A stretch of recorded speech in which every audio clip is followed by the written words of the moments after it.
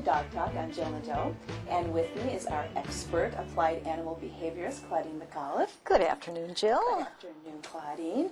Thank you so much for joining us. A pleasure, as always. All right, and we're going to talk about some really neat things again. And one of the things we talked about a couple shows back was about the mouth and how the mouth could tell us stuff about our pet, our dog.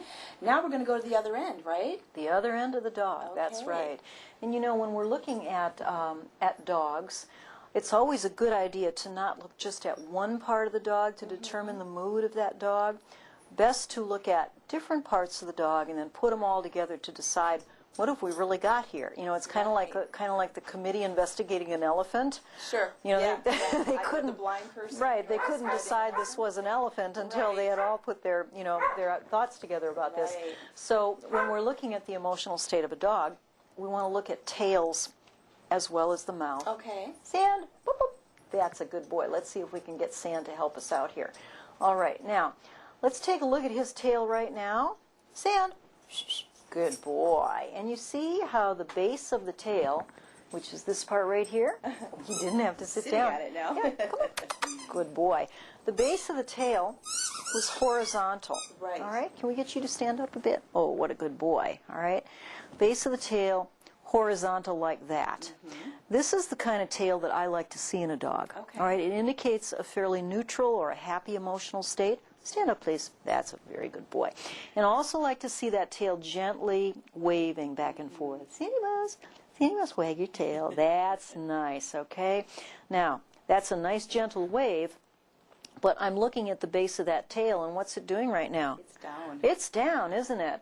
And that could be because I'm causing him to stay standing. He's not completely comfortable with that, all right?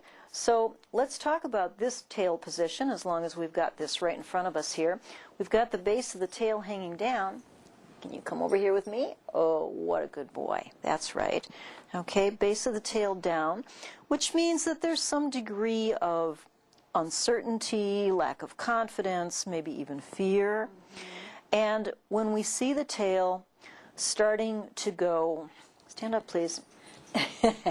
We see the tail starting to go between the legs like this. Right. Have you seen that? Oh, yes. Okay. What kind of dog would have a tail like that, do you think? Cowering. A cowering dog, a dog that's not too sure of himself.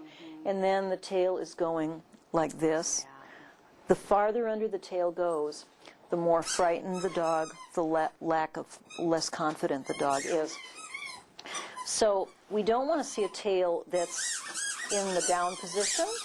We prefer to see a tail. I don't know where you got that, but let me have that. Shelf, it looks Yeah, like. yeah. So we want a tail. Leave it. We want a tail that is horizontal. All right, we'll use your tail. Here's another tail. Come over here. We'll use your tail. You see this tail here? Okay, this is a happy tail. Oh, yeah. This is a tail that is going in the direction of arousal, however. Look at the tip of it, okay? And look at the base of it. The base of it is becoming just slightly elevated, all right? And as this dog gets more aroused, I'm going to get this squeak toy out, all right, so you can see what this tail does. Stand up. Okay, you see how the tail is starting to come up over the back? Oh, yeah. And it's moving faster and faster, okay?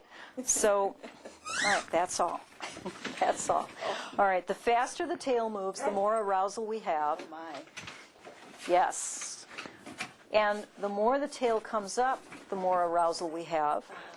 And when the tail comes up and arches over the back and just the tip of it is wagging, that's a dog that is in a very aroused state, possibly an aggressive state, and we don't want to get close to that dog. Okay. We want to keep our distance, and quite often when a dog's tail is arched over its back and just the tip of it is waving, that's called flagging. Quite often this dog will also be looking you dead in the eye. Okay? And dead, you know, that might be an appropriate word.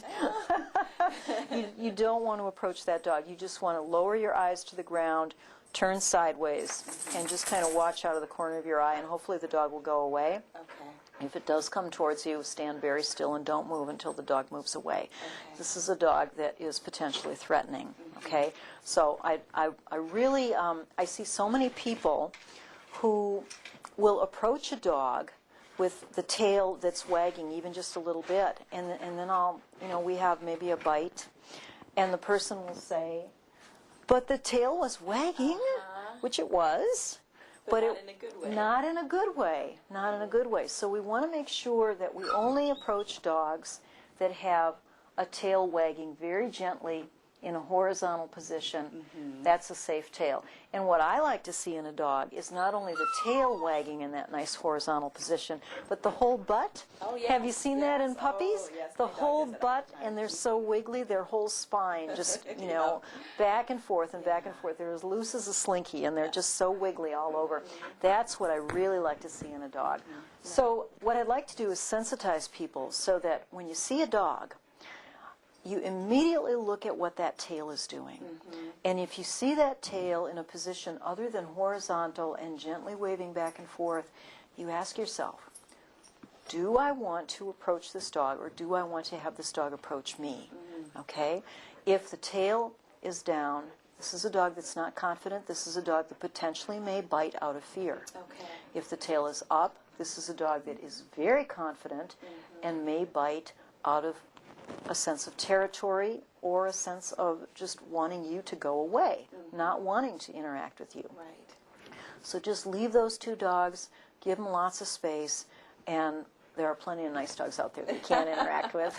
One question. Yeah. You get a dog, like I have a dog who's part husky, and his tail curls around. Yeah, I'm really glad you mentioned that. There are many breeds of dogs who have this natural high tail carriage, but even those dogs, when they're not sure of themselves, quite often those tails will drop into a more horizontal position.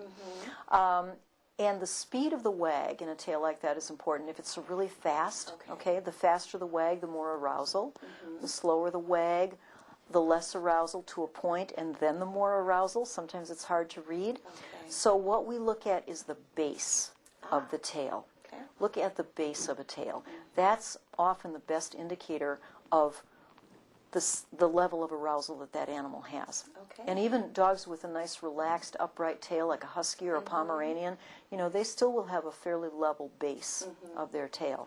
But it does get hard to read sometimes. You're right, because there are many dogs who have a very, very upright tail.